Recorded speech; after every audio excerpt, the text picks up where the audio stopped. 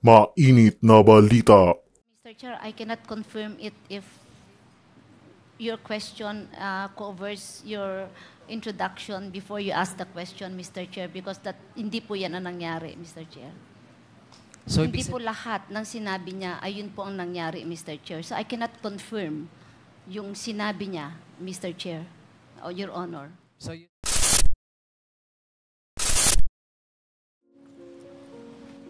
thank you, Mr. Chair. Mr. Chair, gusto ko lang balikan ang nabanggit kanina kasi kinonfirm ni Superintendent Padilla na bagamat ngayon ay hindi niya naaalala na ito pong karo niya na si Colonel Garma yung na-meet niya, pero nung pinakitaan ng picture na kung ano po yung appearance dati, na-confirm po niya na yun yung na-meet niya.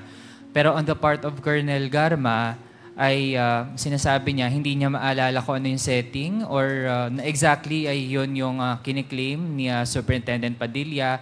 May binabanggit po parang sa thesis or ganun yung dahilan.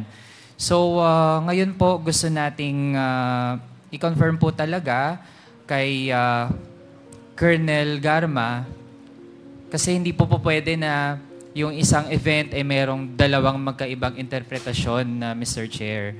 Ngayon po gusto nating malaman ulit dahil nga kinonfirm na ni Superintendent Padilla na si Colonel Garma nga yung na-meet niya noong August 2016. So, kino-confirm po ba ngayon ni Colonel Garma na nandun nga sa meeting na iyon si Superintendent Padilla? Mr. Chair, I cannot confirm it if your question covers your introduction before you ask the question, Mr. Chair, because that hindi po yan ang nangyari, Mr. Chair. So, ibig sabihin, hindi po ninyo kino-confirm yung sinasabi ni Superintendent Padilla? Kasi po ngayon sinasabi na po niya na kayo nga po yung na-meet niya. Hindi po lahat ng sinabi niya ayun po ang nangyari, Mr. Chair. So I cannot confirm yung sinabi niya, Mr. Chair, or Your Honor. So you stand by your original statement na ang pagkikita po ninyo ay hindi sa context ng sinabi niya sa kanyang second supplemental affidavit? Yes, Mr. Chair. Yes, Your Honor. Okay, so I will not belabor that, Mr. Chair. Kasunod doon sa pagiging general manager ng PCSO ni Colonel Garma, kasi as mentioned, matagal po siya sa Philippine National Police. And nalipat siya doon sa PCSO. Ano po ba yung mga qualifications o skill set ni Colonel Garma na na-earn niya? Kasi hindi po biro yung ganun kahabang serbisyo sa PNP. Meron kang mga mahahasang skills dyan at kung ano man yung networks or connections. Alin po doon yung naging kapaki-pakinabang para magsilbi si Colonel Garma sa PCSO? Mr. Chair, I have served the government service for 24 years po sa PNP. I was able to handle different kinds of people, iba-ibang klaseng pulis. At ang pinakamalaki pong nahawakan ko po ay sumaabos po na mahigit 1,300 when I was with Cebu City Police Office. I have various training, leadership trainings. I have my master's. I finished my PhD. My foundation is AB Mathematics, Mr. Chair. And I think I also have the qualities. I work really hard. I study when I work, Mr. Chair. And my position as anti-vice gave me also an idea of how illegal gambling works on the ground, so that if I will be given the position as PCSO manager, I know how to handle these illegal activities so that our product, the lottery product, will lumakas sa ground. Yun po ang nakita ko na sabi ko, kaya ko. And aside from that, dalawa lang po ang trabaho ng PCSO, kako nga po. Lottery and charity. And I have this passion on charity. When I was with the PNP, marami po ako community relation activity at nakaka-relate po ako sa mga activities. Yun po yung nakita ko na sabi ko, kaya ko yung trabaho, Mr. Chair, Your Honor. We take note of that, Mr. Chair, pero no offense po dun sa ating resource persons. Yung nabanggit po kasi na very specific yung tanong ko, Mr. Chair. Which skills na na-acquire from being of service sa PNP, yung applicable talaga at naging valuable para eventually ay ma-appoint sa PCSO ang ating resource person. Pero generic yung mga nabanggit na sagot, Mr. Chair. In fact, yung mga descriptions like yung leadership, yung ganitong mga nakuhang titulo, marami din po tayong mga kababayan, Mr. Chair, na actually can be qualified kung ganun lang yung minimum na binabanggit ng ating resource person. In fact, ang dating pa ay parang minamaliit yung magiging role din dapat ng isang PCSO General Manager na dapat ay tiyakin na malinis at maayos yung pag-manage ng lottery sa bansa. Given din naman na recently may mga issues din doon sa ating lottery, Mr. Chair. Kasunod, ano po ulit yung batas na dapat ay tinitiyak ng PCSO General Manager na napapatupad? That's the PD 1602, Mr. Chair. Ano po yung other name That's ng batas? Anti-illegal gambling law. Sa perspective po ba ni Colonel Garma, Mr. Chair, noong past administration ay napapatupad ito across agencies, itong anti-illegal gambling law? Yes, Mr. Chair. Yes, Your Honor.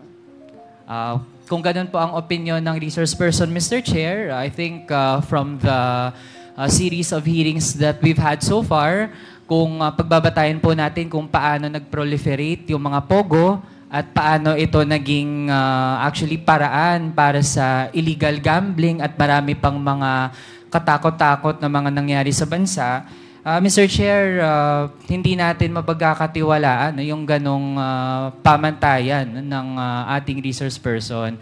In fact, kung nag-proliferate yung pogo, actually this raises more questions, Mr. Chair, kung paano din ba talaga pinagana yung PCSO sa leadership ni Colonel Garma at paano ito pwedeng naging konektado din sa ibang mga illegal activities as brought forth by the questions of Congressman Pimentel.